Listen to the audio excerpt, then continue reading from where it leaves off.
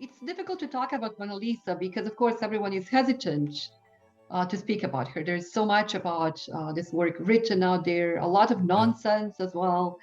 But what are your thoughts as you look at it? Yeah. So, the good thing is that I'm ignorant enough of uh, what's been written out there. The way I look at it, I mean, if you were coming to me and saying, okay, decode what you see here, I would tell you get rid of every question you've ever asked. I've had people, I've had artists, I've had other people, historians approach me over the years, and they have asked, "Hey Joe, do you think she's pregnant?" Or "Hey Joe, do you think she's suspicious?" Or "Hey Joe, this," or "Hey Joe, that." And I was nice, but what I wanted to say is you're all asking the wrong question. That's not how we analyze humans. Your brain evolved to, number one, assess for threats. She's not a threat. Number two, because of our primate past, the second thing we assess for is hierarchy. Okay, this is not a point of contention here. What is the third thing that humans assess for?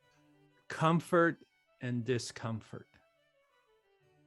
And if you do it that way, once you've answered that, then you can ask questions about, is she somebody's girlfriend or whatever. So as we look at her, we would have to say she has all the displays of psychological comfort.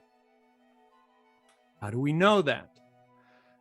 Well, we notice, for instance, that her face, we certainly wouldn't expect anybody to pose with a big grin smile like we do and go like this. She wouldn't be pursing her lips like we do on TikTok, where you see now men and women going like that. What would we see? This is how psychological comfort looks like. The lips are full, but her mouth is closed. That is consistent. It's like when we look at pictures that were taken in the 1880s. I don't know if you've noticed, but nobody smiled in those pictures. That's how they looked content. This is a woman that is content. She's at peace. And people say, well, Joe, how can you say that? Look at her hands. You notice that the fingers are spread apart. Our species, when we are comfortable, when we are relaxed, when we are in a pleasant environment, our fingers spread out. When we're not, our fingers come together. And if it's really bad, we tuck our thumbs inside our hands, right? So dogs tuck their ear in, humans bring their hands together, and then the thumbs.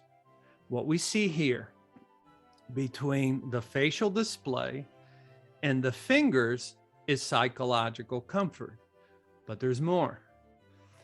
As we look at her face and you say, but she's looking askance.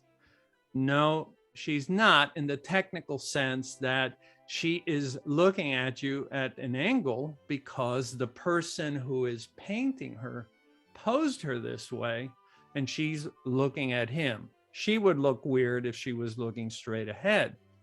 But we know there's psychological comfort because she's leaning left. She's leaning into the person who is painting her. She's leaning with her eyes into the person that is doing the drawing. If she were truly uncomfortable or looking askance, we would see a right lean, so that then it would look like this. And what we're seeing is she's not only looking at the person painting her, but leaning towards him. So now we have 5 things that are telling us comfort, comfort, comfort. And so to the big question, and really the only question that matters to me is, do we have someone who is very comfortable in this environment and with this artist? And the answer is yes. and that's the sum total of it. As to who she is, I think now since 2005, we think we know who she is.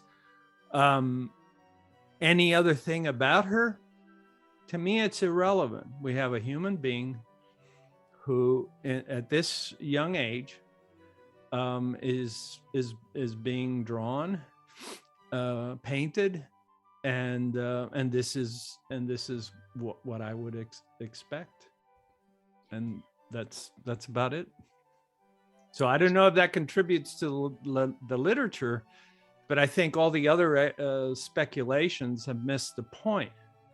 And the big point is that you really have a very comfortable individual, and she probably enjoyed the process.